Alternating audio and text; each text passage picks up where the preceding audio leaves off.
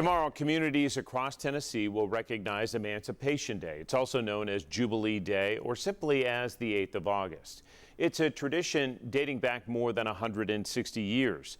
The last group of enslaved people in the U.S. were freed on June 19, 1865, in Galveston, Texas. The day is Juneteenth. It's a federal holiday with celebrations taking place all across the nation.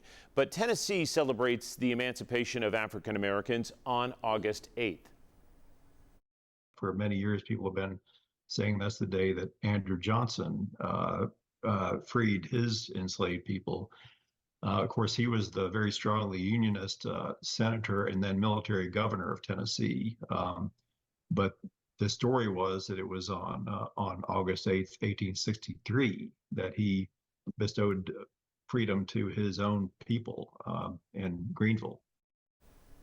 The celebrations we see today started 8 years later with one of President Johnson's former slaves, Samuel Johnson, hosting the first known events in 1871. Those celebrations were followed by parties in Chilhowie Park as descendants of formerly enslaved people moved to Knoxville. As people gather to honor the history this year, producer Lexi Martin shares how one family heirloom housed here in Knoxville shares a deep connection to emancipation. All over Tennessee, there are stories and artifacts keeping the spirit of emancipation alive. One of them is this silver-tipped cane. It belonged to a man who was enslaved by President Andrew Johnson, William Andrew Johnson. President Franklin Roosevelt gifted it to him after learning of his story from a reporter. And he tells him how he was enslaved and how he's lived all these years. And one of the things that he would love to do before he died is the opportunity to meet the President of the United States of America. FDR sent a Secret Service agent here to Knoxville to bring William to the White House to give him the gift. This president, he loved walking canes and walking sticks. He always had one. So as a gift, he gave him this silver-headed walking cane. When William died in 1943, the cane and the story seemed to die with him. That was until local historians got in touch with a descendant in 2011 to find the cane. Now, William's story can live on, and it will soon reach a much bigger audience.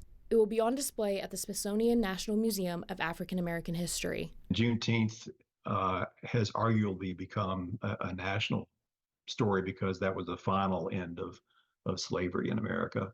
But that doesn't mean that we can't have a regional celebration of emancipation, because it happened here, and it happened here a little bit differently from other places. As celebrations approach, historians say it's important to celebrate and keep this chapter of Tennessee's history alive. In Knoxville, I'm Lexi Martin. William Johnson's cane will be on display in Washington from 2027 until 2029, but right now you can see it at the Beck Cultural Exchange Center right here in Knoxville.